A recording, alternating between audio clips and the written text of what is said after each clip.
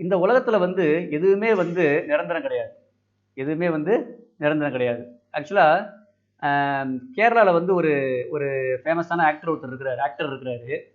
அவருடைய அம்மா வந்து ஒரு கார் வாங்கினாங்க. ஒரு விலை உயர்ந்த கார் வாங்கினாங்க. இது வந்து உண்மையான சம்பவம் ஆக்சுவலாக. அந்த காரோட பேர் வந்து லம்போகினின்னு பேர். அந்த காரோட விலை ஆக்சுவலாக வந்து 3 கோடியிலேருந்து 6 கோடி வரைக்கும் அந்த மாதிரியான ரேஞ்சில் இருக்கக்கூடிய காரு.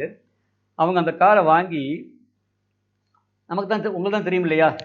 இந்தியாவை பொறுத்த வரைக்கும் ரோடில் இந்த ரோடு வந்து அந்த NH வந்து அகலமாக இருக்கும். ஆனால் ஊருக்குள்ளேன்னு வந்துட்டோம்னா ரோடோட அகலம் வந்து அவ்வளோ இருக்காது.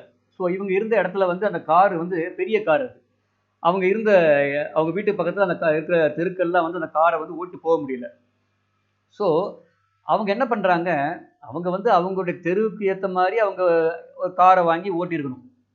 அதான் வந்து தன்னடக்கம் அப்படிங்கிறது. தற்பெருமை. தற்பெருமையில் அகங்காரத்தில் என்ன பண்ணுறாங்க, அவங்க வந்து அந்த ரோடில் போக முடியாத ஒரு காரை, விலை உயர்ந்த காரை வாங்கி, அப்புறம் அந்த கார் இது வந்து தெருவில் போக மாட்டேங்குது அப்படின்னு சொல்லிட்டு போய் உயரதிகாரிட்ட போய் கம்ப்ளைண்ட் கொடுக்குறாங்க. கடைசியில் என்ன ஆச்சுன்னா, இந்த இப்போ கேரளாவில் வந்து ஒரு தடவை வந்து நல்ல மழை பெஞ்சு வெள்ளம் வந்தப்ப அவங்க என்ன ஆகி போச்சு, அவங்க எதில் போனாங்க தெரியுமா?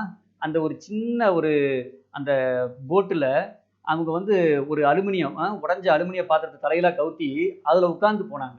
ஸோ வாழ்க்கையில் வந்து எதுவுமே நிரந்தரம் கிடையாது.